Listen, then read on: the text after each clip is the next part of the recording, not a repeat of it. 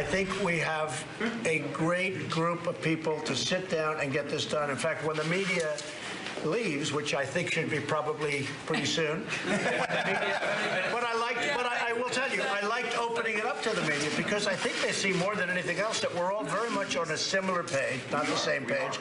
And Henry, I think we can really get something done. Okay, welcome back to Morning Joe. It is Wednesday, January 10th. With us, we have politics editor for the Daily Beast, Sam Stein, White House reporter for the Associated Press, Jonathan Lemire, NBC News Capitol Hill correspondent and host of KCDC on MSNBC, Casey Hunt. That went well. New York Times reporter Jeremy Peters, and joining the conversation, Chief White House correspondent for the New York Times, Peter Baker, and the editor-in-chief of BuzzFeed, Ben Smith. You guys are in the news this morning. Good to have you on. Thank you. Joe, we bumped in with more of that meeting. I find it's the most transfixing 55 minutes I've ever seen, and I think it says so much.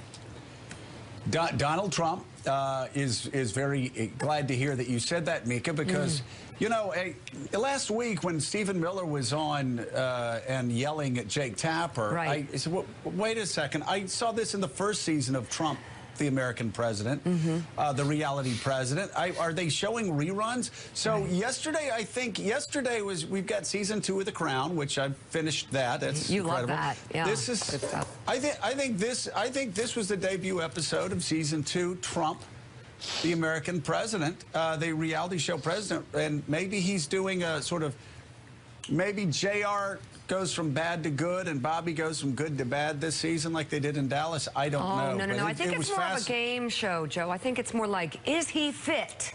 And, you know, every week someone's voted off if they don't think he's fit.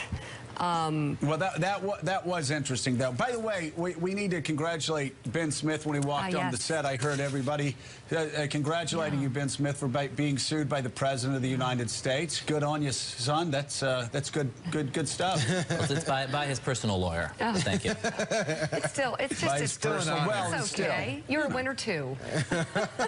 Yeah, my Lord. Exactly.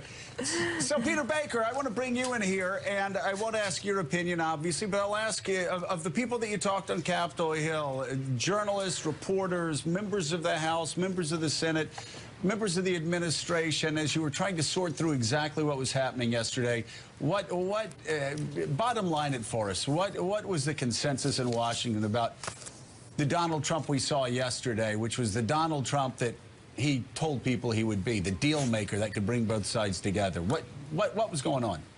Yeah, the context was pretty clear. I mean, for days, everybody's been talking about whether he's fit for office, whether he should, in fact, even be removed from office under the 25th Amendment. And this is a clear demonstration, an intent to demonstrate that he could handle the job. 55 minutes with leading members of Congress discussing a substantive issue. And it's true, you know, he didn't berate anybody. He didn't call anybody derogatory nicknames. He didn't, you know, issue new conspiracy theories or what have you. He didn't also master the substance of it. You know, at one point he gets sort of led into a deal that he obviously didn't want to make by Dianne Feinstein, and Kevin McCarthy has kind of nudged him back and said, well, Mr. President, that's not quite really what you're talking about here. But the point was to kind of demonstrate that he can handle the job. And, you know, as you say, you know, 55 minutes, Mika, it's extraordinary to watch the sausage being made a little bit. We don't get to see that very often. The cameras are usually tossed out after 2 or 3 minutes of platitudes. In this case, the scripts had been thrown out. It was interesting to hear people actually talk without just going through the talking points. Doesn't mean to lead anywhere. Peter, do you really think the sausage was being made?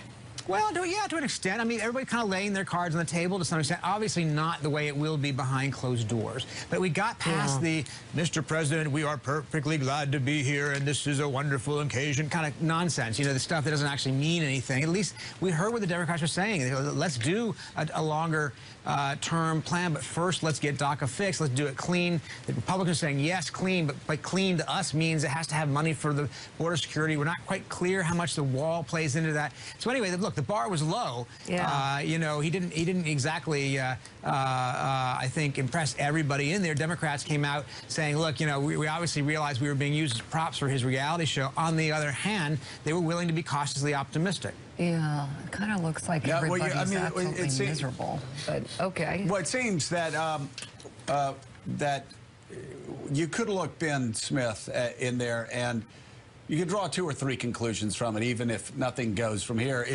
By watching, as everybody says, the sausage being made. One, you heard the president saying he wanted a deal to be done, telling Democrats that he thought that they were closer on a deal than other people thought. That he does want a DACA fix.